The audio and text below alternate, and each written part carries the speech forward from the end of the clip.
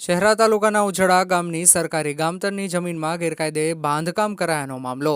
ગામતળની જમીનમાં ગેરકાયદે બાંધકામને લઈ તંત્ર દ્વારા દબાણો દૂર કરવાની કાર્યવાહી હાથ ધરાઈ છે.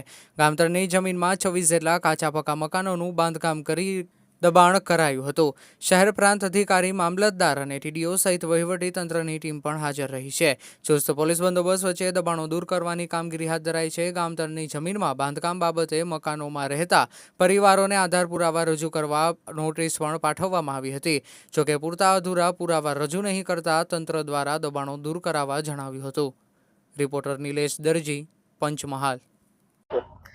આજે ઉજળા ગામે ભરવાડ ફળિયામાં લોકો રહેતા હતા. 26 જેટલા મકાનો હતા. એ મને માલુમ એવું પડ્યું કે ભાઈ આ સરકારી જમીનમાં દબાણ કરેલું છે. એટલે ટીડીઓ શ્રી શહેરા દ્વારા અમને જાણ કરતા અમે તેના રહીશોને અમે કારણદર્શક નોટિસ બી આપી 2 વખત. અને એ નોટિસના આધારે જરૂરી પૂરા દસ્તાવેજો માટે અમે એમને કહેલું, પણ એ દસ્તાવેજ જરૂરી પૂરા રજૂ કર્યા ન હતા. એટલે આજ પાડવાની કામગીરી ચાલુ છે અને 26 જેટલા મકાનો અમે દૂર કરવાની પ્રક્રિયા અત્યારે ચાલુ છે.